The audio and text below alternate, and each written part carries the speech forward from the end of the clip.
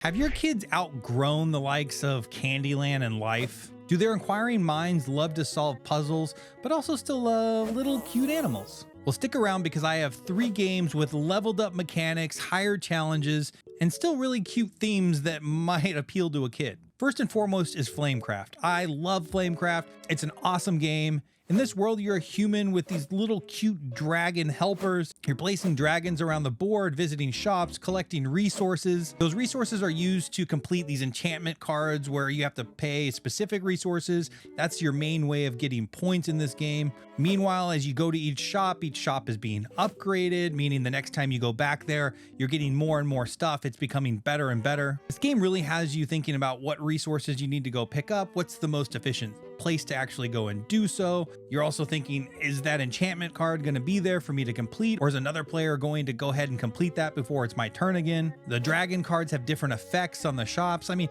overall, it's just a fun little game with beautiful production. I think it's going to be kind of a new classic that doesn't have adults just bored to death when they're playing it.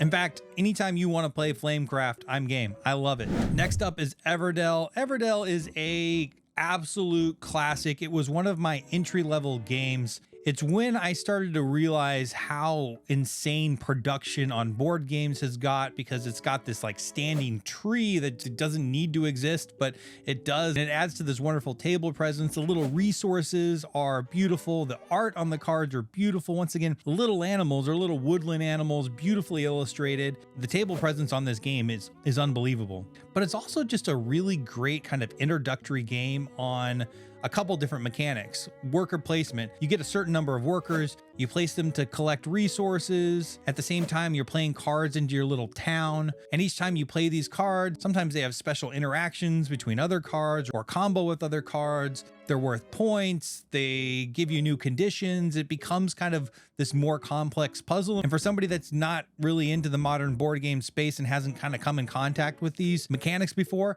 they could absolutely be pretty complex. But I really think many can actually get this to the table and have fun with it. It's not a kid's game by any means, but the theming definitely makes it appealing for kids. And if you've got those smarties in your household, they'll be able to handle it. Don't worry. And probably the most complex on this list, in my mind at least, is Honey Buzz. Honey Buzz is really a good next step if you or your kids have already played the likes of something like Everdell or Flamecraft. In Honey Buzz, you start with 1 bee and you're placing it on spots to acquire tiles. You'll use those tiles to build out your hive. That hive can give you access to more bees to take more actions, and there's this compounding effect. As you're building out your hive, you're creating these kind of hexagon circles, and when you complete a circle, you get to take all the associated actions. As you're completing these hexes, you're making a color pattern that's related to a nectar on the nectar board. You're taking an action to grab that nectar. Once you've completed one of these hexagon grid circles, essentially,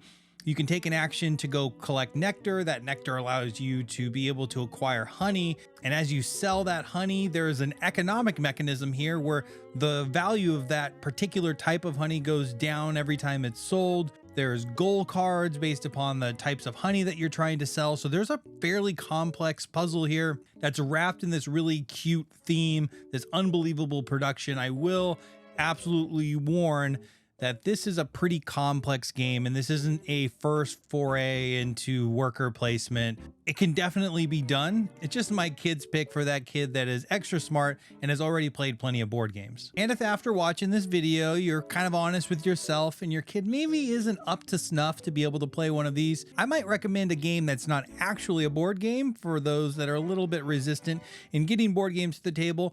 Or if you have a video gamer in your life, I've got 3 games right here that your digital warriors might like to play. And on that note, I'm out of here. Thanks for watching.